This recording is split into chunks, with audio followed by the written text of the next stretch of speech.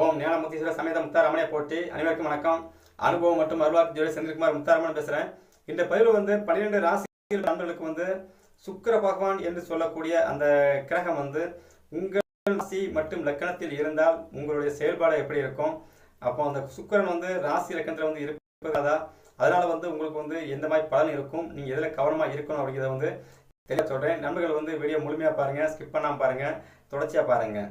சுக்கிரன் என்று சொன்ன உடனே எல்லாருக்குமே ஒரு சிரிப்பு வரும். ஏன்னா சுக்கிரன் அப்படின்னாலே ஒரு சுகபோகமான வாழ்க்கை கொடுக்குற கிரகம் இல்லை. அவர் உங்கள் ராசி லக்னத்தில் இருப்பது சிறப்பாக கேட்டால் கண்டிப்பாக சிறப்பு. ஏன்னா சுக்கிரன் எங்கே இருக்கிறாரோ அந்த இடம் சார்ந்த விஷயம் உங்களுக்கு நல்ல விஷயத்தை கண்டிப்பாக கொடுப்பார். ஆனால் அதே சுக்கிரன் உங்கள் ராசி லக்னத்திற்கு 6, 8 பாதகம் மாரகம் சம்பந்தப்பட்டு இருக்கும் பொழுது நீங்கள் கண்டிப்பாக பெண்கள் சார்ந்த விஷயத்தில் ரொம்ப கவனமாக இருக்கணும்.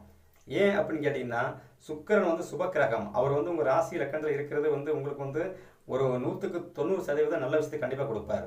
ஏன்னா சுகபோகமான ஒரு வாழ்க்கையை கொடுப்பார். நல்ல சாப்பாடு, நல்ல துணிமணி, நல்ல ஒரு அழகிய தோற்றம், ஒரு கவர்ச்சிகரமான ஒரு விஷயத்தை கொடுக்குற எல்லாமே சுக்கிர பகவான் தானே, அது சிறப்பாக கொடுப்பாரு.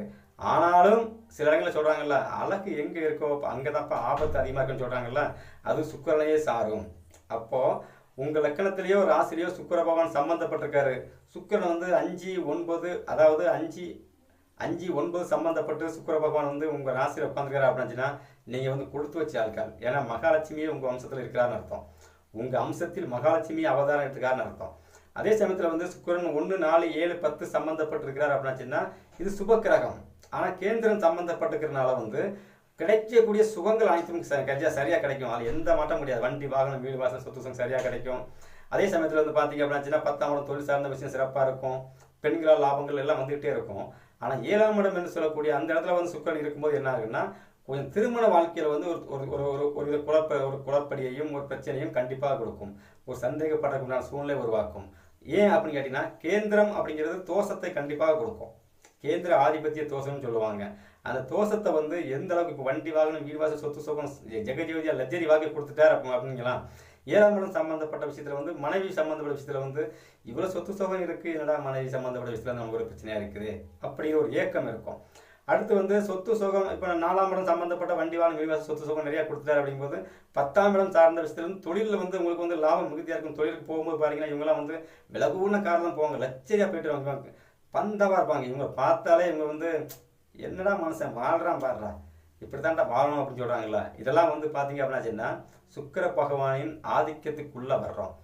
அப்போது இந்த சுக்கிர பகவான் லக்கணத்தில் இருந்தாச்சுன்னா, இவங்க லக்கணத்தில் ராசியில் இருந்தாங்கன்னா உடம்பெல்லாம் சென்ட் அடிக்கிறது, சட்டை அயன் பண்ணி போடுறது, டீ-ஷர்ட்டாக போடுறது, எப்போ முகத்தை அழகாக வச்சுக்கணும், தன்னைத்தானே பேணி காத்துக்கிட்டே இருப்பாங்க. இவங்க எப்போவுமே ஒரு அழுக்குப்பட்டாலே தட்டி விடுவாங்க, எப்பப்பா என்னப்பா அழுக்காகுது அப்படின்ட்டு குனிஞ்சி ஒரு வேலை செய்யணுமா ரொம்ப கஷ்டமாக இருக்கும். ஏன்னா சுக்கிரனுடைய தன்மை அது.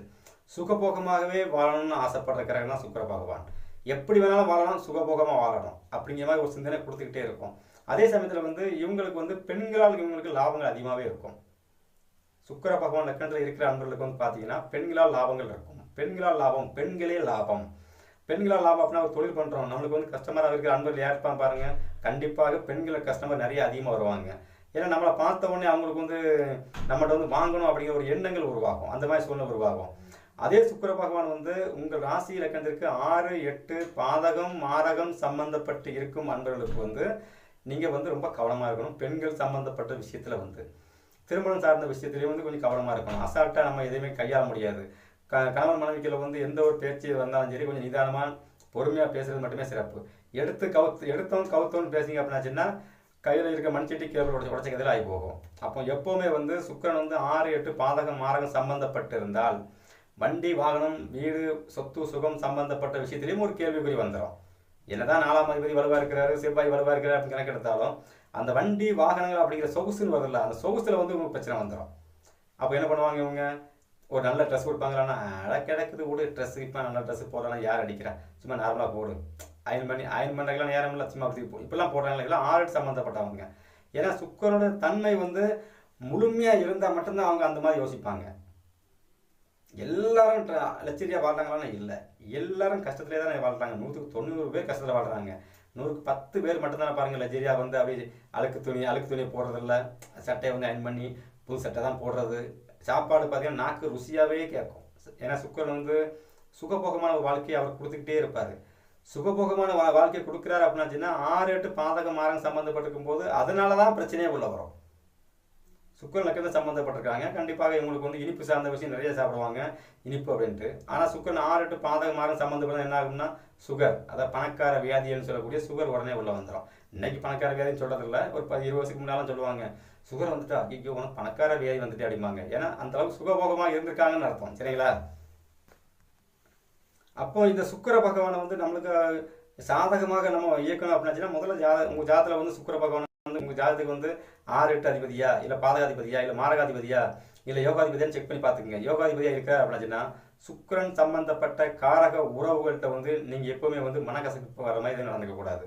சுக்கிரன் அப்படின்னா முதல்ல மனைவி, அடுத்து வந்து பார்த்தீங்கன்னா உங்கள் வீட்டில் உள்ள குழந்தைகள், அதே சமயத்தில் வந்து அக்கம் பக்கத்தில் இருக்கிற பெண்கள், உங்களுடைய உறவுகளை பார்த்தீங்கன்னா அத்தை சம்பந்தப்பட்ட உறவுகள், இது எல்லாமே வந்து உங்களுக்கு வந்து யோகமாகவே செயல்படுவாங்க. அப்படியே சுக்கிரன் வந்து யோகமாக இருக்கும் அன்பர்களுக்கு, அதாவது 1 5 9 சம்மந்தப்பட்ட அன்பர்களுக்கு வந்து 1 4 7 10 சம்மந்தப்பட்டு அப்படின்னா அடிக்கடி அவங்களால ஒரு சில கசப்புகளும் ஏற்படும். 10ஆம் இடம் சம்மந்தப்பட்ட விஷயம் மாமியார் வைக்க மாட்டாங்க, 7ஆம் இடம் சம்மந்தப்பட்ட விஷயம் அப்போ நம்ம மனைவியை நம்மளை சில நேரத்தில் மதிக்க மாட்டாங்க, பிரச்சனை வரும். 4ஆம் இடம் சம்மந்தப்பட்டிருக்கு, அம்மாவே சில நேரத்தில் நம்ம வந்து எடுத்தெறிஞ்சு பேசுவாங்க, போடா நீ எல்லாம் ஒரு ஆளா அப்படிங்கிற மாதிரி.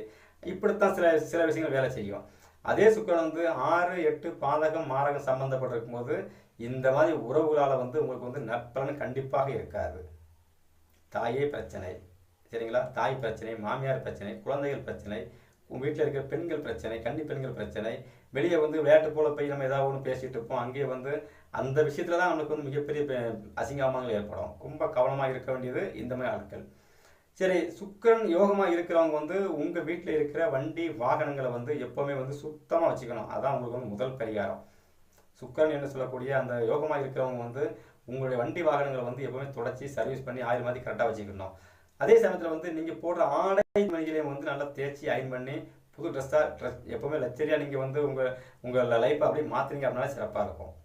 அதே சமயத்தில் வந்து அந்த சுக்கிரன் என்று சொல்லக்கூடிய அந்த வாசனை திரவியங்கள் வந்து உடம்புல வந்து எப்போவுமே பூசிக்கிறது அது மிகுந்த யோகத்தை கொடுத்துக்கிட்டே இருக்கும். இது சுக்கிரன் சம்பந்தப்பட்ட அன்பர்களுக்கு. அதே சுக்கிரன் வந்து 6 8 பாதக மாரகம் சம்பந்தப்பட்டிருக்கா அப்படின்னாச்சுன்னா இவங்க வந்து வண்டி வாகனத்தை வந்து சுத்தமாக வச்சுக்குவான்னு பாருங்க, கண்டிப்பாக வச்சுக்க மாட்டாங்க. ஆனால் அப்போ துடைக்கலாம், அழுக்கு தானே, அப்போ துடைச்சிக்கலாம், சர்வீஸ் அப்புறம் பண்ணிக்கலாம், அந்த அசால்ட்டு தண்டை அதை கொடுப்பாரு உள்ள. ஏன்னா அப்போ தானே 6 8 சம்மந்தப்பட்டதான பிரச்சனையை கொடுக்க முடியும். அப்போ நம்ம அசால்ட்டாக இருக்கிற அந்த ஒரு விஷயத்தினால என்ன ஆகும்னா அந்த வண்டி வாகனம் வீடு சம்மந்தப்பட்ட விஷயத்துலேருந்து ஒரு பிழை ஏற்பட்டு வரும், ஒரு ரிப்பேர் ஆகி போகும், அவ்வளோதான். அப்போ சுக்கிரன் அப்படிங்கிற ஒரு விஷயத்தை வந்து நம்மளுக்கு சாதகமாக இயக்கணும் அப்படின்னாச்சுன்னா நீங்கள் வந்து எப்போவுமே வந்து வீட்டிலே வந்து பாருங்கள், சுக்கிரன் யோகமாக இருக்கிறவங்க வந்து நல்ல ஒரு அருமையான பாடல் கேட்டுகிட்டே இருப்பாங்க. யோகம் இல்லாதவங்க வந்து பாடலாம் விரும்பி கேட்க மாட்டாங்க. ஆனால் சுக்கிரன் வந்து நம்ம சாதகமாக இயக்கணும்னா முதல்ல அந்த சுக்கிர பகவான் நம்ம ராசி இருக்கிறது யோகமானு பாருங்கள். யோகமாக இருந்தால் நீங்கள் அதை கையில் எடுத்து சிறப்பாக செய்யலாம். யோகம் இல்லாதவங்க வந்து கோவில் வழிபாடுகளை எப்படி செய்யலாம்னு கேட்டால் ஒரு மகாலட்சுமி அம்மன் கோவிலுக்கு போகிறீங்க, அல்லது உங்கள் வீட்டு பக்கத்தில் இருக்கிற அம்பாள் திருக்கோவிலுக்கு போகிறீங்க அப்படின்னாச்சுன்னா சுக்கிரன் வலுவு இல்லாமல் இருக்கிற அன்பர்களுக்கு வந்து அந்த கோவில்களில் வந்து அடிக்கடி வந்து இனிப்பு சார்ந்த விஷயங்களை தானம் கொடுத்துக்கிட்டே இருங்க. கோவிலில் வந்து இறைவனுக்கு வந்து அபிஷேகத்திற்கு வந்து நீங்கள் வந்து வாசனை திரவியங்கள் சம்பந்தப்பட்ட விஷயம், வாசனை திரவியத்தில் வந்து அக்கர் ஜப்பா சென்று சம்பந்தப்பட்ட விஷயம் எடுத்து கொடுக்கலாம். பட்டு துணி பட்டு சேலை சம்பந்தப்பட்ட பொருட்களையும் எடுத்து கொடுத்து அபிஷேகம் செய்யலாம். அதே சமயத்தில் வந்து இறைவனுக்கு வந்து சக்கரை பொங்கல் வைக்கிறாங்கல்ல, சக்கரை பொங்கல் வைக்கிறதுக்கு நைவேத்தியத்துக்கு போடுறதுக்கு உண்டான ஏலக்காய் கிராம்பு போன்ற வாசனை திரவியங்களை நீங்கள் வாங்கி கொடுக்கலாம். அதே சமயத்தில் வந்து அந்த கோவிலில் வந்து கோவில் கும்பாபிஷேகமோ ஒரு யாகசாலை பண்ணுறாங்க அப்படின்னாச்சுன்னா அந்த யாகசாலைக்கு உள்ளே போடுறதுக்கு உண்டான பட்டு துணி, அதே சமயத்தில் வந்து அந்த வாசனை திரவியங்கள் கும்பாபிஷேகம் அந்த வாசனை திரவியங்களை வந்து சென்று சார்ந்த விஷயங்கள் போக வாசனை திரவியங்கள் உள்ள யாகசாலையில் போடுற பொருட்கள், வாசமான பொருட்கள் போடுறாங்கல்ல, அந்த மாதிரி பொருட்களும் நீங்கள் வந்து எதுவுமே வாசம் நிறைந்த பொருட்களாக வாங்கி கொடுத்துக்கிட்டே இருங்க. சுக்கிர பகவான் வந்து கண்டிப்பாக உங்களுக்கு வந்து 6 8 சம்பந்தப்பட்ட இந்த பிரச்சனைகளை வந்து கண்டிப்பாக உங்களுக்கு தோஷத்திலிருந்து விடுபடுறதுக்குண்டான சூழலை வந்து அந்த தெய்வம் வந்து கண்டிப்பாக உருவாக்கும். அடுத்து வந்து பார்த்தீங்கன்னா யோகமாக இருக்குது, சுக்கிரன் வந்து யோகமாக இருக்க அன்பர்களுக்கு வந்து நீங்கள் எந்த ஒரு கோவிலில் போய் வழிபாடு செஞ்சாலும் சரி அந்த தெய்வத்தை வந்து அலங்காரமாக அழகுபடுத்தி வழிபாடு செய்யுங்க, அதான் உங்களுக்கு சிறப்பு. மகாலட்சுமியும் கூட இருக்கிற மகாலட்சுமி அம்மனையும் கூடவே இருப்பாங்க, அந்த மாதிரி யோகம் தான் அவங்க யோகம். அந்த அன்பர்கள் வந்து நீங்கள் எந்த அம்பாள் கோவில் வழிபாட்டாலும் சரி அந்த தெய்வம் கோவிலில் வந்து ஒரு அலங்காரம் இல்லாமல் இருந்துச்சுன்னா எந்த அலங்காரத்தில் குறைவு இருக்குது அப்படிங்கிறது உங்களுக்கே தோணும். அந்த பொருளை நீங்கள் வாங்கி கொடுங்க. ஒரு சேலை, ஒரு பட்டு சேலை எடுத்து கொடுக்குறீங்களா, அலங்காரம் விலகுன பட்டு சேலை எடுத்து கொடுங்க. ஒரு வாசனை திரவியங்கள் சம்மந்தப்பட்ட பொருள் சென்று வாங்கி கொடுங்களா, விலகுன சென்று வாங்கி கொடுங்க.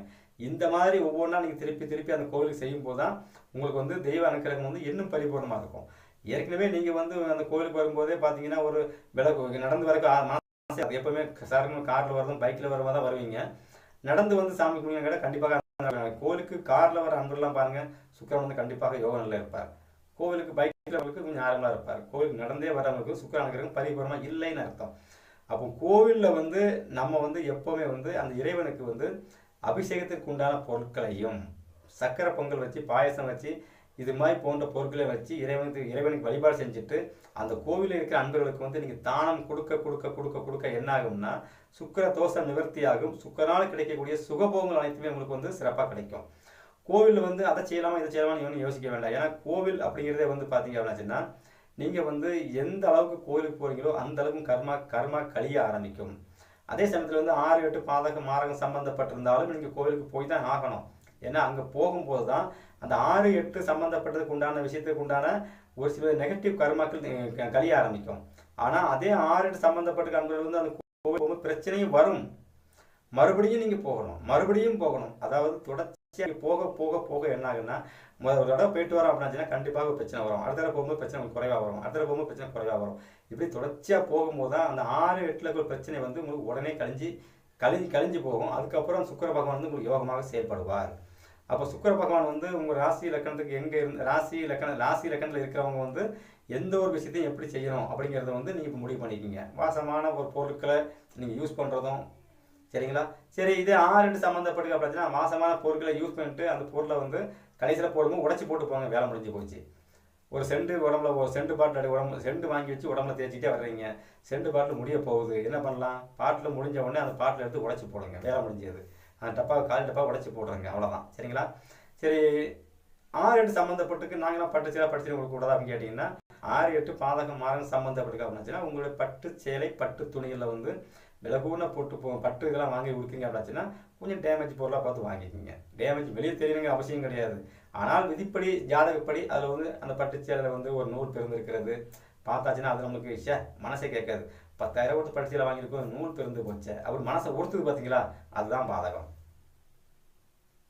அப்படி இல்லை அப்படிங்கும்போது நீங்கள் பட்ஜெட்டில் கொடுத்து போனீங்க என்ன ஆச்சுன்னா எங்கேயோ பக்கம் ஒரு ஆணியில் மாட்டி ரேஸாக பாட்டு கிழிஞ்சு போகும், அவ்வளோதான். அப்போ பாதகம் அது ரேஸாக நூலோட இருந்தால் பார்க்க தெரியாது, கிழிஞ்சு போச்சுன்னா 10,000 கிழிஞ்சு போச்சு, 10,000 சிலருக்கு அப்படி ஒரு மனசு வருத்தமாகுதுல்ல, அதுதான் பாதகம். அப்போ பாதகமாக இருக்கிறவங்க வந்து ஒரு சில விஷயத்தை செய்யும்போது கொஞ்சம் டேமேஜ் பண்ணி உங்களுக்கு நீங்கள் சாதகமாக பயன்படுத்திக்கிங்க. சரிங்களா. யோகம் இல்லாமல் இருக்கும் அன்பர்கள், யோகமாக இருக்கிறவங்க வந்து அப்படியே பயன்படுத்தலாம். யோகம் இல்லாமல் இருக்கிறவங்க வந்து அந்த பொருட்களை கொஞ்சம் தானம் கொடுத்து சரிங்களா, இனிப்பு சார்ந்த பொருள் தானம் கொடுத்து நீங்கள் இயக்கும்போது உங்களுக்கு வந்து அந்த சுக்கிர பகவான் வந்து மிகுந்த யோகத்தை கொடுத்து கொண்டே இருப்பார். சரிங்களா. கோவிலில் வந்து வழிபாடு செய்யும்போது எப்போவுமே வந்து பெண்களுக்கு வந்து முன்னுரிமை கொடுக்க பழகுங்க. சரிங்களா. பெண்கள் வர்றாங்கன்னா பெண்கள் இப்போ சுக்கிர பகவான் வந்து 6 8 பாதக மாரகம் சம்மந்தப்பட்டவங்க என்ன ஆகுன்னா அங்கே போன உடனே இவங்க பார்வை போது பெண்கள் மேலே தான் இருக்கும்.